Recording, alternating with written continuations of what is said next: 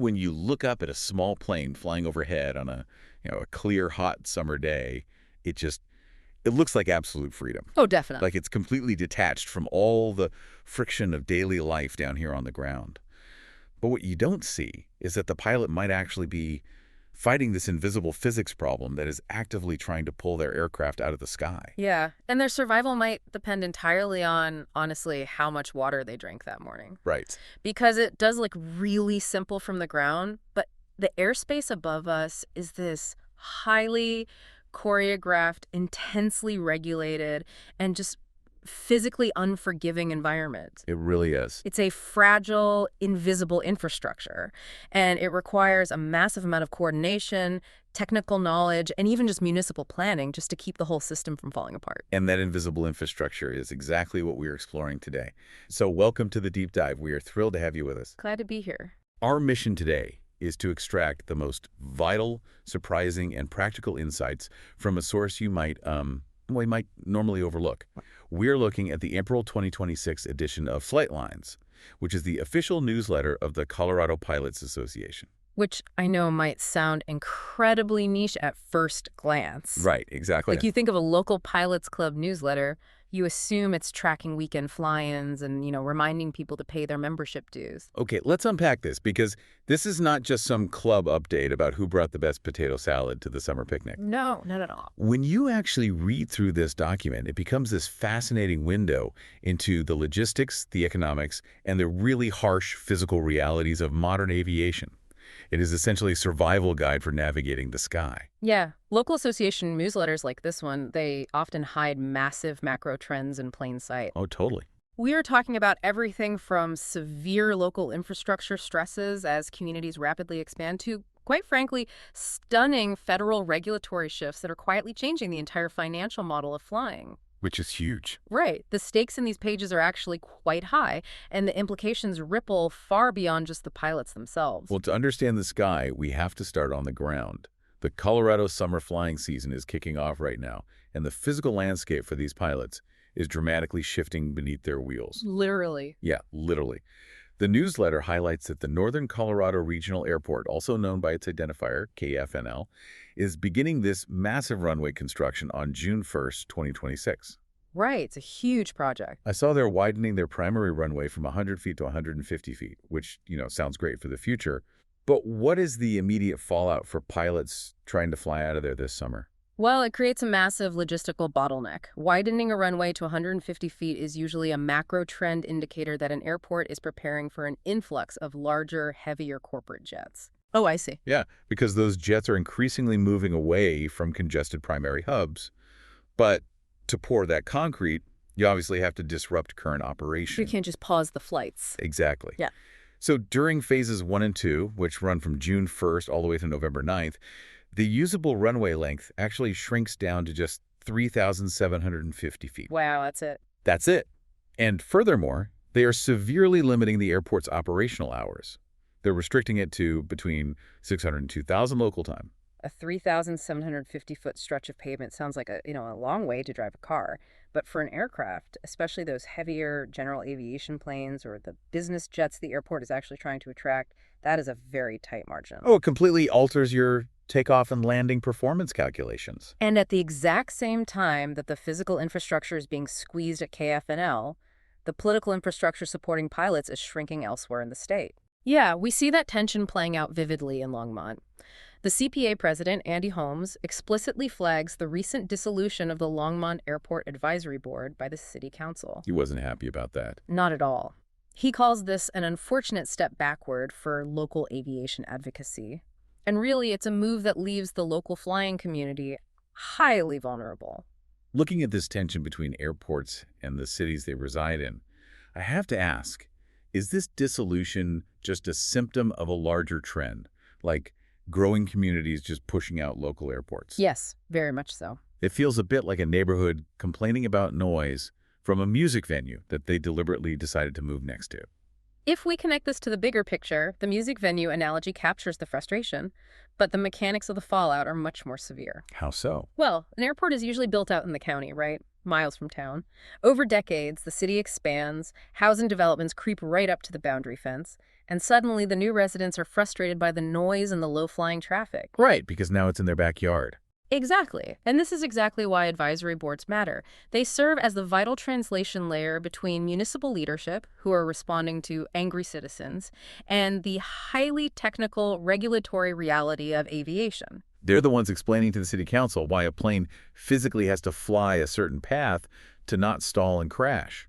Right. Because without them, it is worse than just losing a communication channel. You are creating a dangerous political vacuum. And then politicians step in. Yes.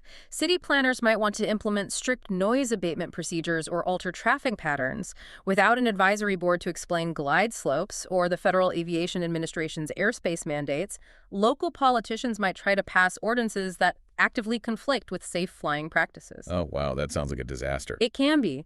When political infrastructure shrinks in places like Longmont, right as physical infrastructure modernizes in places like KFNL, pilots are forced to fill that void with direct grassroots advocacy. If they fail to organize, they risk losing their operational footprint entirely to urban encroachment. It really reframes the whole idea of the open sky. Yeah, it does. The freedom to fly is actually granted and maintained by the community on the ground. But let's say you do manage to navigate the local politics, and you survive the physical squeeze of a temporary 3,750-foot runway at KFNL. The air waiting for you is actively hostile. It introduces a brutal physics problem. Yeah. A 3,750-foot runway at sea level in the dead of winter is highly manageable. The air is cold and dense, packing plenty of oxygen molecules into a tight space, which gives the engine robust power and the wings plenty of lift. But summer in Colorado is a totally different beast. Completely different. In a Colorado summer, the environment degrades an aircraft's performance dramatically. The newsletter actually issues some very serious seasonal safety warnings, and the first one is about density altitude. The phrase they use that really sticks out is, a legally loaded plane is not always a safely loaded plane. That's a crucial distinction. Density altitude is essentially the altitude the airplane feels like it's flying at, regardless of its actual physical elevation. Right, it's about the air itself. Yeah, as the afternoon temperatures rise, the heat causes the air molecules to spread further apart. The air becomes physically less dense. And that affects the plane how, exactly? Well, the functional mechanism affects the aircraft in three compounding ways. First, your propeller has less dense air to bite into and pull the plane forward. Second, your wings have fewer air molecules flowing over them to generate lift. Okay, that's two. And third, your internal combustion engine has less oxygen to mix with the fuel to burn. So what does this all mean? To put it in human terms, it's like deciding to run a marathon at high elevation while carrying a really heavy backpack. That's a great way to think about it. Your legs are moving, but the air is incredibly thin. Your internal engine just cannot generate the oxygen required to power the muscles. You might legally be allowed to carry that backpack and the straps might hold the weight, but it isn't physically safe to try to sprint with it. That captures the feeling perfectly, and the math reflects that struggle too. An aircraft that easily takes off in 1,500 feet on a cool morning might suddenly require 4,000 feet of ground roll on a 95-degree afternoon at that same airport. Wait, 4,000 feet? But the KFNL runway is only going to be 3,750 feet during construction. Exactly. If the runway at KFNL has been temporarily shortened to 3,750 feet, you will literally run out of pavement before the wings can generate enough lift to fly. Oh, man. That is why the CPA is begging pilots to consult their performance charts before every single takeoff. And the air isn't just thin, it is highly volatile. The newsletter warns about afternoon thunderstorms that build rapidly, completely outpacing the morning forecasts. They pop up out of nowhere. Yeah, and it mentions outflow boundaries that cause sudden violent wind shifts miles away from the actual storm cell. And it specifically highlights something called virga, noting that it produces strong downdrafts and dry microbursts. Virga is a fascinating and really terrifying meteorological phenomenon. It is essentially rain that falls from the base of a high cloud, but because the air below the cloud is so incredibly dry, the rain evaporates before it ever reaches the ground. And that evaporation causes a problem. A huge problem. The physical mechanism of that evaporation requires heat, which it pulls from the surrounding air. This rapidly cools a column of air. Because cold air is heavy and dense, it plummets downward toward the earth like a massive boulder. And when that boulder of cold air hits the ground, it has to go somewhere. Exactly. It splashes outward in all directions at incredible speeds. This is a dry microburst. That sounds terrifying to fly through. It is. If an aircraft flies into that outflow on final approach, it first hits a massive headwind, which makes the plane pitch up.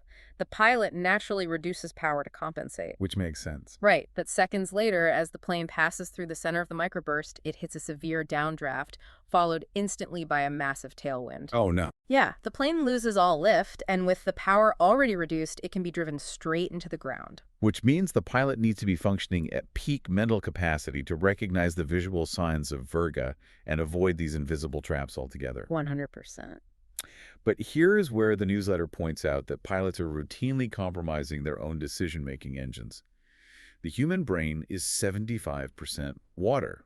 Right. Dehydration in a hot, greenhouse-like flight deck physically shrinks the brain tissue slightly.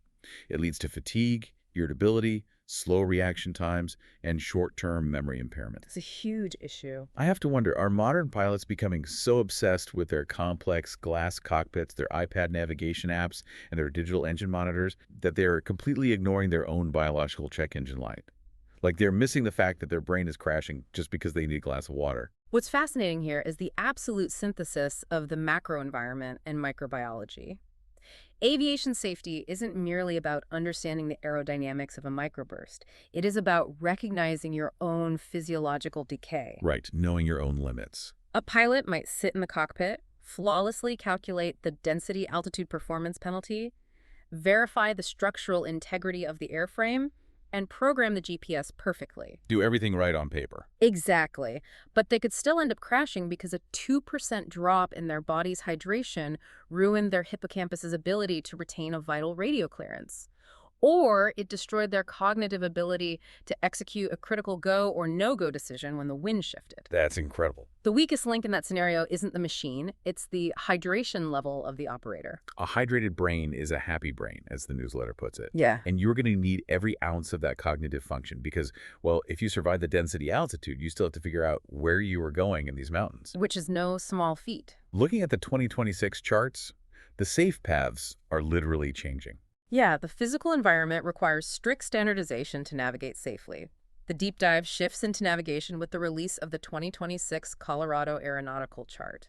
It introduces the second phase of 20 charted Colorado Mountain Pass VFR GPS waypoints. VFR meaning visual flight rules. Yes, exactly. These are paths designed for pilots who are flying with their eyes out the window, navigating by visible landmarks, rather than relying strictly on automated instrument beams.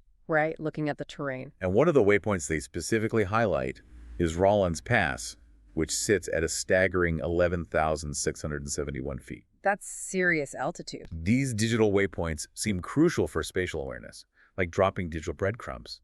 If you are flying visually through the Rockies, relying on your eyes, you don't want to turn down the wrong valley and get boxed into a blind canyon. Oh, absolutely not. Especially when the density altitude has already robbed your engine of the power needed to climb out over the ridges.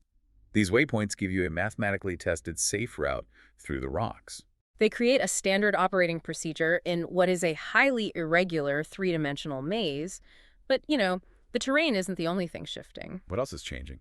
The demographics of the community are evolving just as rapidly as the navigational charts. The newsletter highlights 2 community events that really showcase who is interacting with this airspace next. Right, the first is the Centennial Airport Runway 5K on June 6th. They are literally shutting down an active runway at one of the busiest general aviation airports in the country and letting the general public run a 5K right on the concrete. It's pretty cool. It is a brilliant way to break down that boundary fence between the airports and the local community that we talked about earlier with Longmont. But the second event is the one that really caught my eye. It's a tour on April 14th of the Random Innovation Campus. Yeah, the Random Innovation Campus is a high school program, but calling it high school hardly captures the scope of the curriculum. It sounds way more advanced. It is. These students are engaging in highly practical aerospace engineering. They are using Autodesk Fusion 360 for 3D modeling.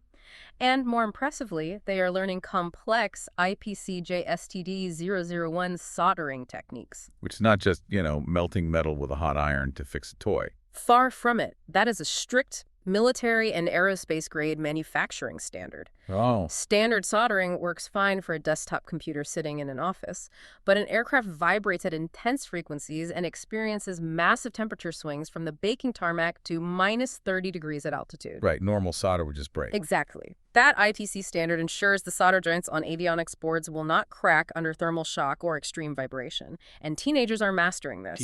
Teenagers. And simultaneously, they are earning their FAA Part 107 drone certifications.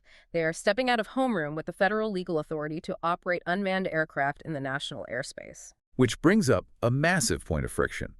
With teenagers earning commercial drone certifications before they even graduate are traditional stick-and-rudder pilots, like the folks flying legacy Cessnas and manually evaluating Verga clouds, truly ready to share their airspace with a massive, incoming wave of unmanned tech. It's going to be an adjustment. You have legacy pilots who navigate by the seat of their pants, forced to interact with kids who view aviation fundamentally as a software and robotics problem.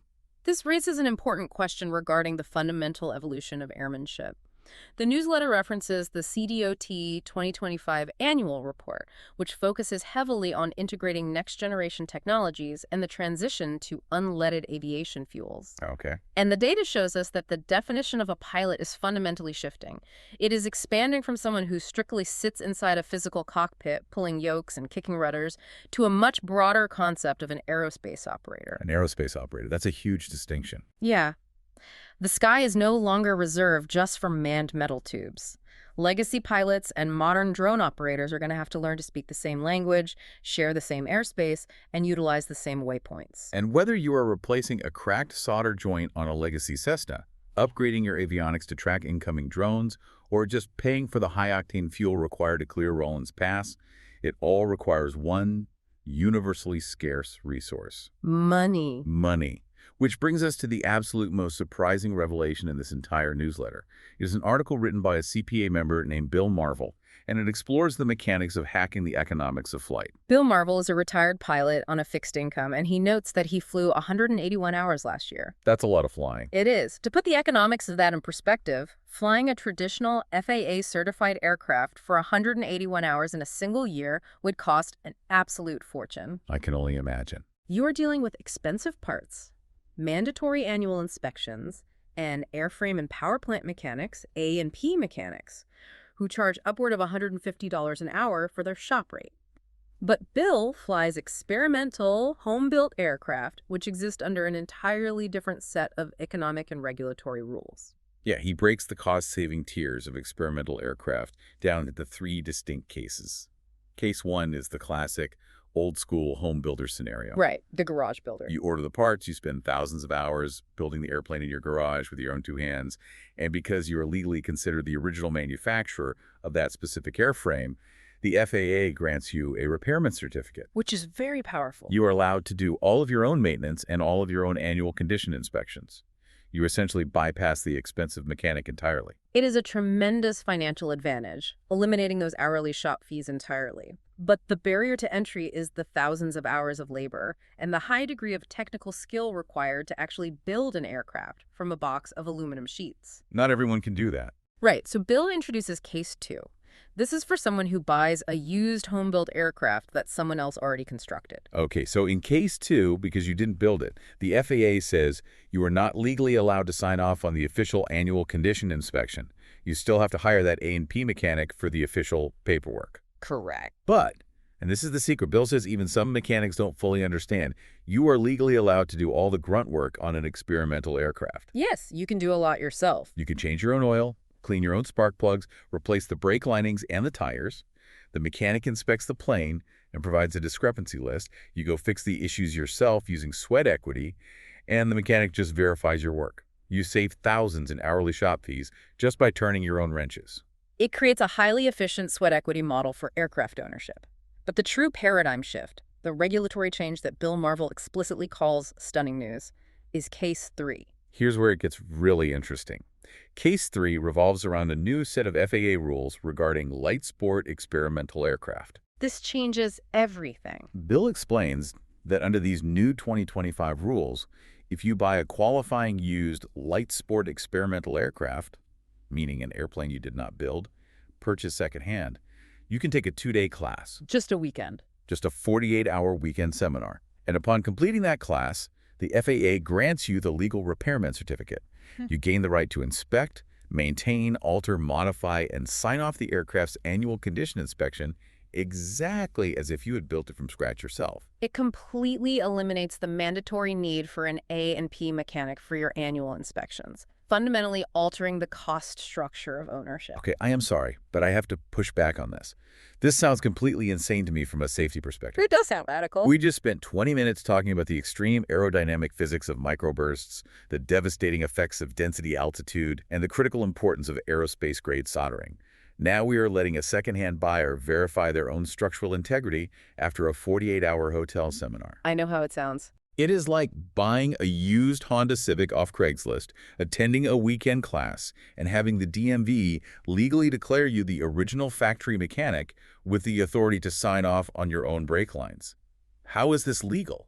That is the surface-level assumption, and it does sound like a shocking deregulation, but if we look closer, there is a profound logic to it. I'm listening. The FAA is acknowledging a core truth about experimental aircraft owners. They are highly motivated by self-preservation. When you are the one flying that light sport aircraft at 10,000 feet over Rollins Pass, you have a deeply vested biological interest in making sure the wings do not fold up. Well, yeah, obviously. You are not going to pencil whip an annual inspection that your own life depends on. So they're relying on raw survival instinct over bureaucratic oversight. Yes. And more importantly, this rule cuts through decades of bureaucratic red tape to genuinely democratize aviation. For retirees on fixed incomes like Bill Marvel, or for younger people looking to get into flying, traditional certified aviation has simply become too expensive to participate in. The costs are just too high. Right. By allowing this loophole, the FAA is proving that they are occasionally willing to trade rigid, expensive oversight for practical, accessible education. It makes owning and safely operating an aircraft financially viable for a much wider demographic. It is a total disruption of the traditional gatekeeping in aviation, and it really brings us full circle on this entire journey. It really does. We started by looking at the pouring of concrete to widen a shrinking runway at Northern Colorado Regional Airport and the political vacuum left by advisory boards in Longmont. We looked at how pilots have to manage their own biology, making sure their 75% water brains are hydrated enough to calculate the physics of density, altitude, and dry microbursts. Yeah, connecting the ground to the air. And we ended up looking at a 48-hour FAA class that allows a retiree to affordably bypass the traditional maintenance industry entirely. It shows how deeply interconnected all these physical, political, and regulatory systems truly are. And for you listening, whether you are prepping for a boardroom meeting about municipal infrastructure, looking to optimize the budget for your own hobbies, or you are just insanely curious about how the world works, understanding these invisible systems matters. It gives you a whole new perspective. Recognizing the physics of density altitude, or the hidden municipal politics of advisory boards, or the regulatory loopholes created by the FAA makes navigating the world vastly richer. The sky is heavily regulated, but as we've seen, there is still incredible room for human ingenuity. The ingenuity is definitely the best part. And it leaves me with one final provocative thought for you to mull over today. Oh, let's hear it. We talked about those high school students at the Random Innovation Campus. They are currently learning complex aerospace engineering, mastering strict IPC soldering standards, and getting their commercial drone licenses before they can even vote. What happens when those highly technical teenagers realize they can scrape together some cash, buy a used light sport experimental aircraft, take a 48-hour FAA class, and legally maintain the planes entirely by themselves? That is a wild thought. Are we on the verge of a massive DIY youth revolution? A generation of self-taught, tech-savvy teenagers who are going to completely crowd the skies, integrate their drone software with their manned aircraft, and fundamentally change the face of general aviation forever. It is an incredible thing to imagine the next time you look up at an empty blue sky. It certainly changes how you view the future of flight. It really does. Thanks for joining us on this exploration, and keep looking up.